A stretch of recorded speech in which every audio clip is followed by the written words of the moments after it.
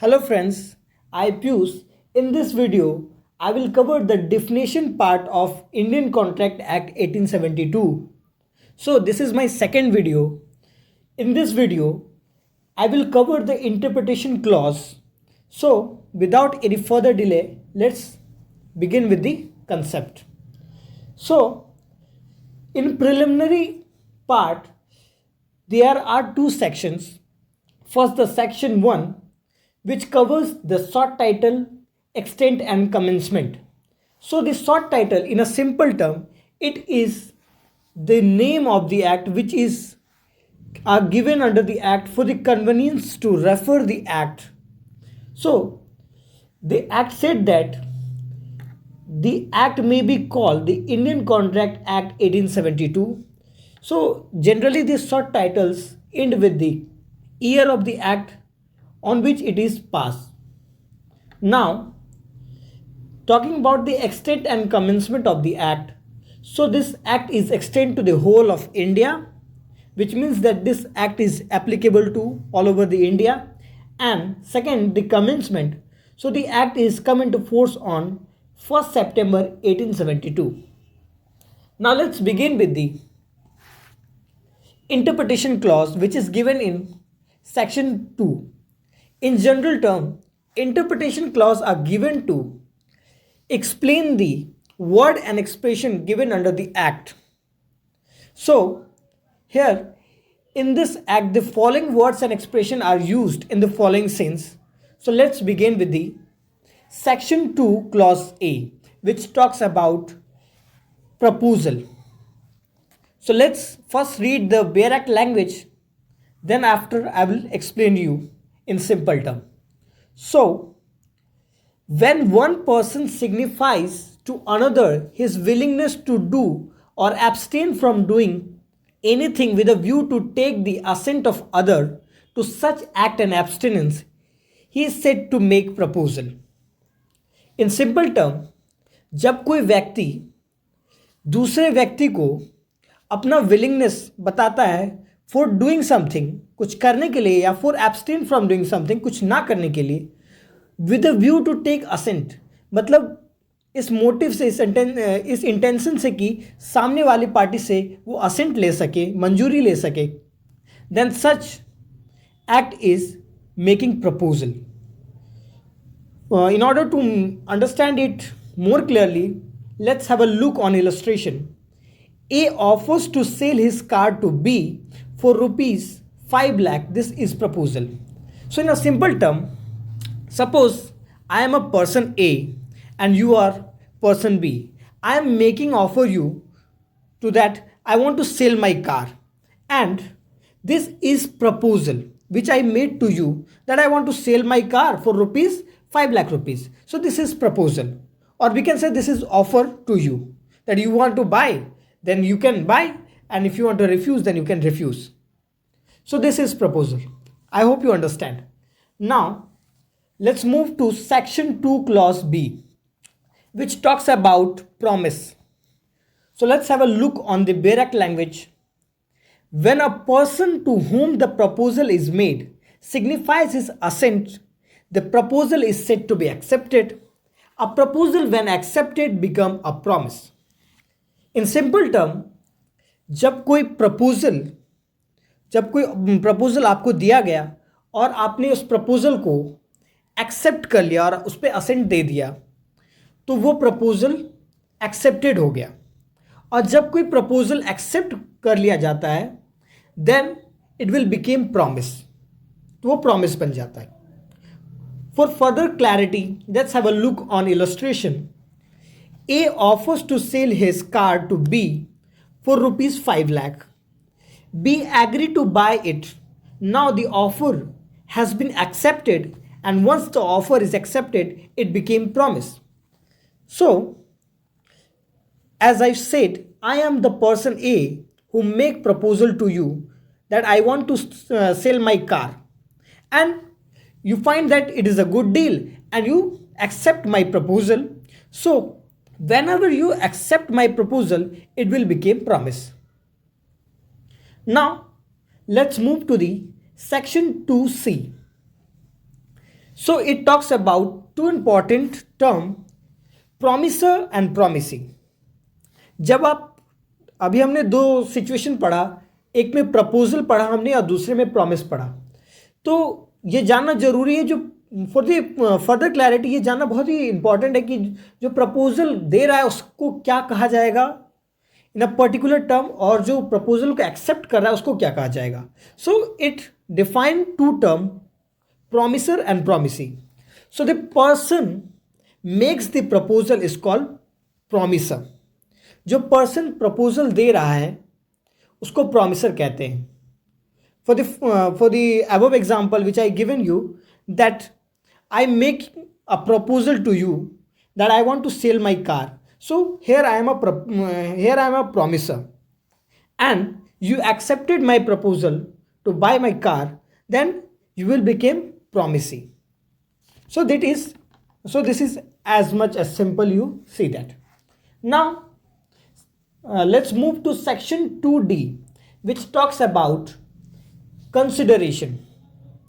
So let's have a look on the Barak language, then I will make it more clear to you. So when at the desire of the promiser, the promisee or any other person has done or abstain from doing something, or done or abstain from doing something, or promise to do or abstain from doing something, such act and abstinence or promise is called consideration for promise. So don't get confused.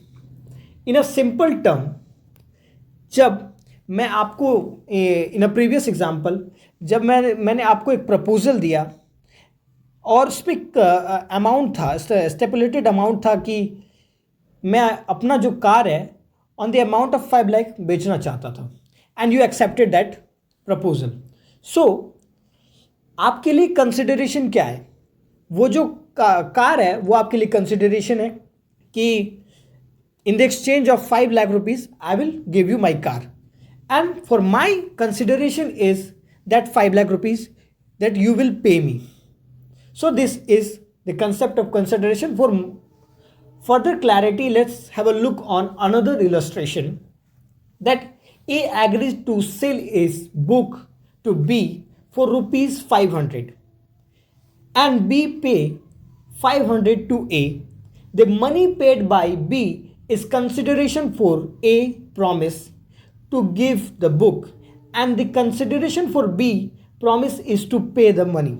So here, for example, if I want to sell my book to you and you agree to buy that, and the price of the book is 500 and you will pay that amount, so this is the consideration for my promise to give you book or to deliver the book, and for you the book is consideration in exchange of 500 rupees.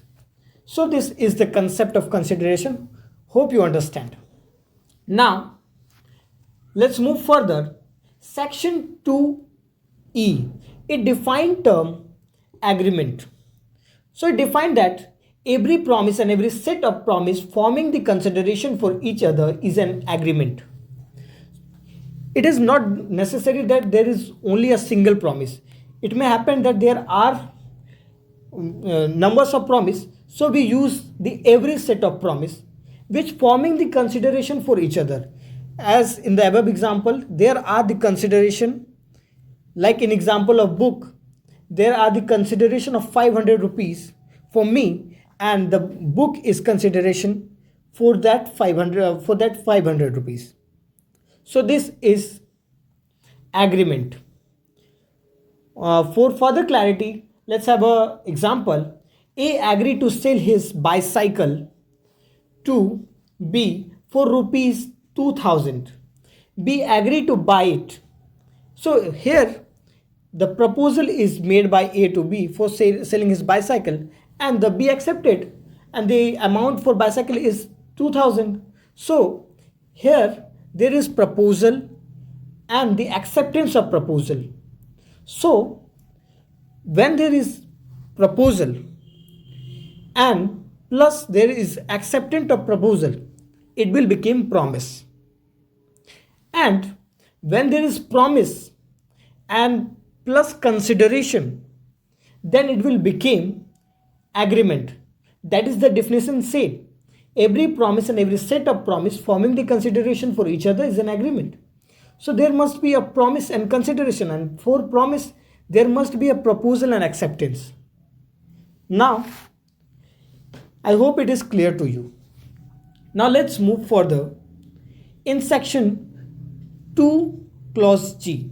So it talks about void agreement. In Barak language, an agreement not enforceable by law is void. So there are lots of agreement which is not enforceable by law. So that agreement are void. For example, if I make agreement with you to smuggle drugs, so is it enforceable by law? If I breach that agreement, you cannot go court and say, please execute my agreement to smuggle drugs, because it is wrong, it is illegal. So you cannot enforce it. So those agreement which is not enforceable by law is void agreement. Now section 2H, which define the term contract. We are reading the Indian Contract Act, so knowing the meaning of contract is very important. So section 2H define term contract. Please remember it. So it says that an agreement enforceable by law is contract. In simple terms, those agreement are enforceable by law is contract. For agreement, what things are necessary? First, there must be a proposal, or we can say offer, plus there must be acceptance. When there is proposal and acceptance, it will become promise. And once the promise have consideration, it will become agreement. And once the agreement is enforceable by law, it will become contract. I hope you understand. Now let's move to the section 2 clause E. It defines the voidable contract. Now let's have a look on Barak language. An agreement that is enforceable by law at the option of the one or more party but not at the option of the other is a voidable contract.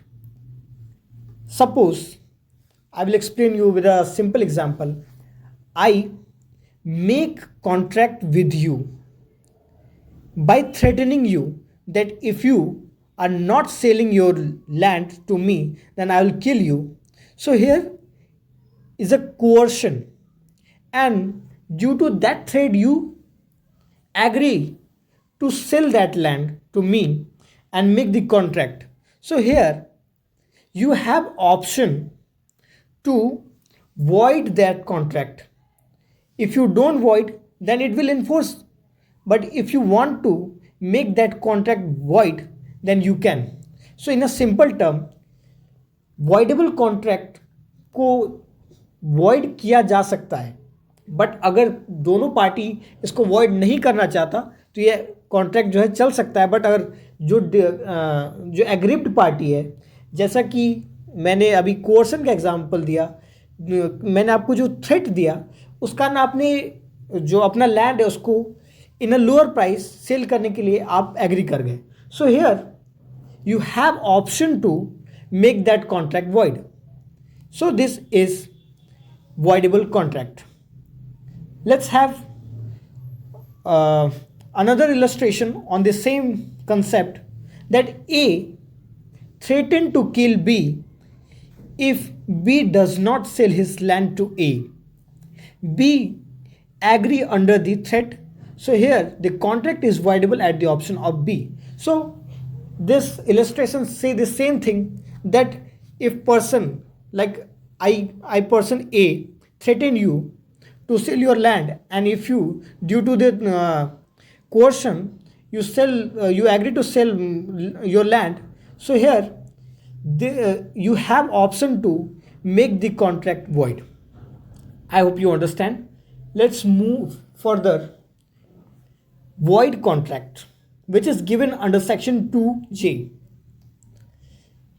You might have questioned that when the contract is enforceable by law, and then how can the contract will be void? So I will make you clear after reading the bare language. So a contract which caused to be enforced by law became void when it caused to be enforced. Suppose मैंने आपके साथ contract किया for a thing, कोई ऐसे चीज़ के लिए मैंने आपके साथ कॉन्ट्रैक्ट किया.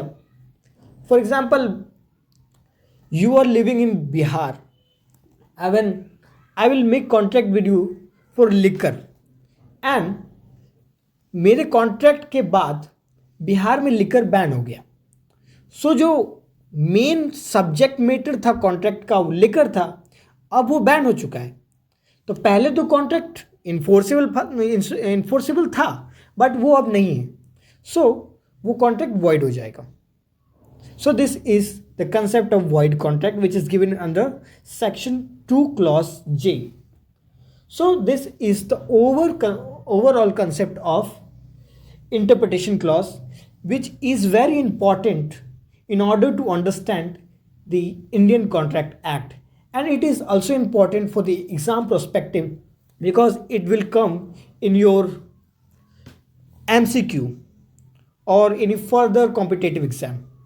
So thank you and stay tuned with me for further videos.